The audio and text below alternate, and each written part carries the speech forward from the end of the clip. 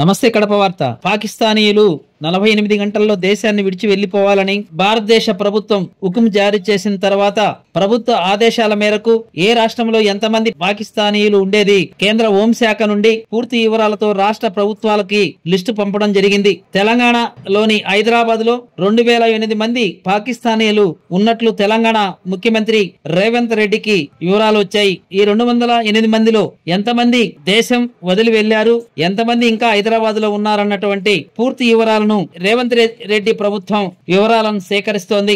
వీసాలకు సంబంధించి 17 రకాల వీసాలు ఉన్నాయి. ఇందులో టూరిస్టు, ఆరోగ్యం బాగలేకపోతే చికిత్స కోసం వచ్చిన వీసాలు కూడా ఉంటాయి. కొన్ని కేసులకు సంబంధించి ఆరోగ్యం బాగలేకపోయి నడవలేని కేసులుంటే వాటికి వెసులుబాటు ఇచ్చే అవకాశం ఉంది. పోతే పాత బస్తీలో టెర్రరిస్టులకు సంబంధించి మూలాలు ఉన్నట్లు పోలీసులు గుర్తించారు. ఈ రోజు తాజాగా పాకిస్తాన్ ప్రధాని షెహబాజ్ షరీఫ్ నోరు విప్పాడు. ఉగ్రవాదుల్ని పెంచి పోషించేది తామేనని చెప్పుకొస్తూ భారత్ నుండి వచ్చే ఎలాంటి సవాళ్లనైనా తాము ధీటుగా ఎదుర్కొంటామని చెప్పి ఆయన భారత్ కి సవాల్ విసిరాడు. ఇదే విధంగా హైదరాబాద్, కడప, ఉమ్మడి కడప జిల్లాలోని కొన్ని ప్రాంతాల్లో టెర్రరిస్టుల్ని తమ వైపును ఆకర్షించి వారికి తర్ఫీదిస్తున్నట్లు పలు అనుమానాలు వ్యక్తమవుతున్నాయి. 2 సంవత్సరాల కిందట ఉమ్మడి కడప జిల్లాలో కరాటీ శిక్షణ మరియు న్యాయ సర్వీసులకు సంబంధించి శిక్షణ వెనుక ఉగ్రవాద కార్యకలాపాలు నిర్వహిస్తున్నట్లు కేంద్ర ప్రభుత్వం విజిలెన్స్ అధికారులు గుర్తించినట్టు తెలుస్తోంది.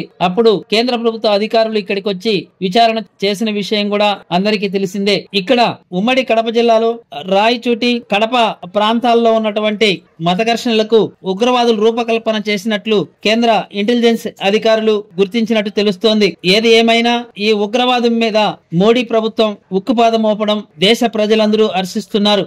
ప్రతి ఒక్కరూ తప్పనిసరిగా యూట్యూబ్ లోకి వెళ్ళి కడప వార్తను లైక్ చేయండి, సబ్స్క్రైబ్ చేయండి. ఇట్లు మీ జి రమణయ్య, ఎడిటర్, కడప వార్త.